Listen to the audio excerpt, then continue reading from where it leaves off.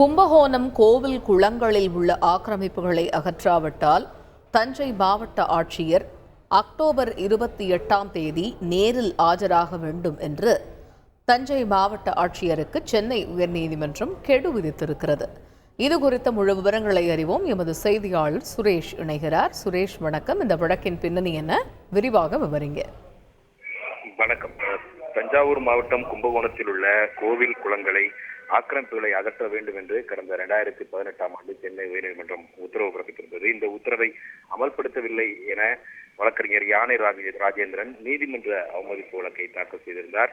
இந்த வழக்கை நீதிபதிகள் ஆர் சுப்பிரமணியன் மற்றும் அப்துல் குத்தூஸ் அடங்கிய அமர்வு விசாரித்தது. இந்த விசாரணையின் போது தஞ்சை மாவட்ட ஆட்சியர் அனுப்பிய கடிதத்தை அரசு வழக்கறிஞர் தாக்கல் செய்தார். இந்த கடிதத்தை படித்து பார்த்த நீதிபதிகள் அந்த கடிதம் திடுக்கிட செய்யக்கூடிய வகையில் இருக்கிறதாக நீதிபதிகள் ஒரு அதிருப்தியை பதிவு செய்திருக்கிறார்கள்.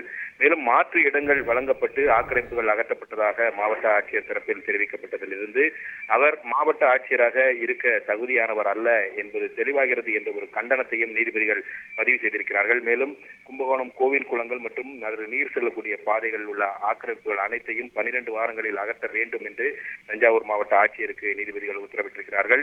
இந்த ஆக்கிரமிப்புகளை அகற்றாவிட்டால் வரும் அக்டோபர் 28 நேரில் ஆஜராக வேண்டும் என்று தஞ்சை மாவட்ட ஆட்சியருக்கு கெடு விதித்து உத்தரவிட்ட நீதிபதிகள் இந்த வழக்கின் விசாரணையை அக்டோபர் 28 தள்ளி வைத்திருக்கிறார்கள். நன்றி சுரேஷ். செய்திகளை உடனுக்குடன் தெரிந்து கொள்ள உடனே சப்ஸ்கிரைப் பண்ணுங்க.